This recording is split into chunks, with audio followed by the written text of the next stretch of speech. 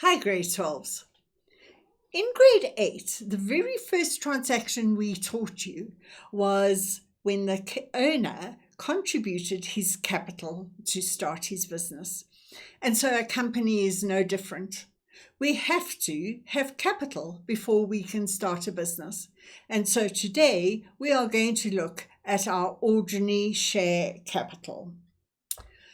Let's just go through this and get an idea what shares are all about. Remember, shares, I told you, was simply buying a portion of a company. And so you own a small share of the company or a larger share.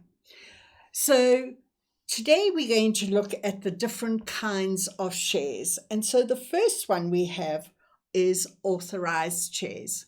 Now, authorized shares simply means that in the MOI, do you remember what the MOI stands for?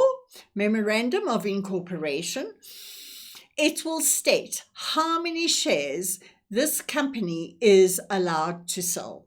And so that is my authorized shares.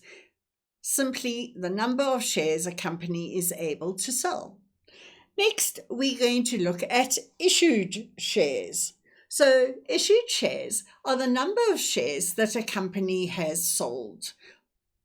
Again, it will be in relation to the authorized shares. And then thirdly, we are going to have our unissued shares, and our unissued shares are simply the number of shares that a company has not sold. How do you calculate that? Simply authorized shares minus issued shares would equal unissued shares. When we record the sale of shares, we are going to debit the bank. The bank's receiving money. And please note, I've also put in the accounting equation.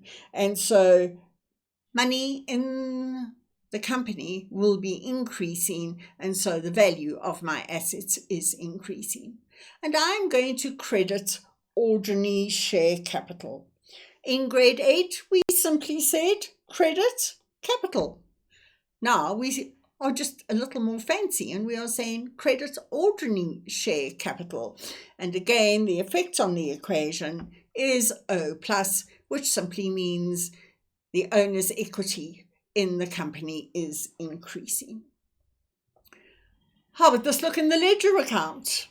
I have an account called ordinary share capital, and ordinary share capital is an equity account and therefore it increases on the credit side. Remember in the previous slide, I said we were going to debit the bank and credit ordinary share capital. So let's have a look at it. Can you see here I have credited my ordinary share capital account. Money has come from the bank and it was recorded in my cash receipts journal. Just a little bit of revision. I know that I have mentioned it before, but one sometimes just wants to really reinforce your knowledge on shares. So shares are bought and sold on the Johannesburg Securities Exchange. We have different kinds of shares, but you need only know about ordinary and preferential shares for school purposes, and we are only going to be dealing with ordinary shares for the school syllabus.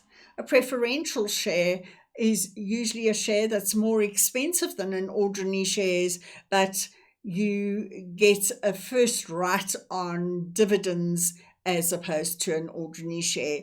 But as long as you know that there are ordinary shares and preferential shares, and as I said, for school purposes, you need only know about ordinary shares. So that's really all I have to say today about shares. But please know that you have to know how ordinary share capital is recorded. So we'll pick up on income tax next time. So bye for now.